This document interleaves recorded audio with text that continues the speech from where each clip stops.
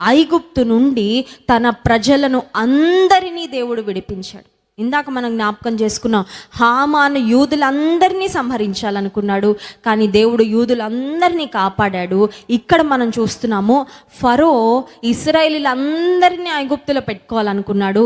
ఇశ్రాయేలీలందరినీ ఇంకా బాధించాలని, వారితో ఇంకా వెట్టి చాకిరి చేయించుకోవాలని, వారిని ఇంకా అణగార్చాలని, వారిని ఇంకా బానిసత్వంలో ఉంచాలని ఫరో ప్రయత్నం అయితే, దేవుడు తన ప్రజలందరినీ ఐగుప్తు నుండి విడిపించి పాలు తేనెలు ప్రవహించే మంచి దేశంలోకి నడిపించాడు. But remember, it was a process.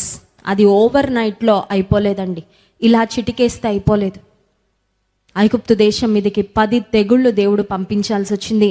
At the end 10వ తెగులు వచ్చినప్పుడు, ప్రతి ఇంట్లో జ్యేష్ఠ కుమారుని వధ జరిగినప్పుడు, అప్పుడు ఫరో యొక్క హృదయం మారి ఇశ్రాయేలీయులను పంపించాడు.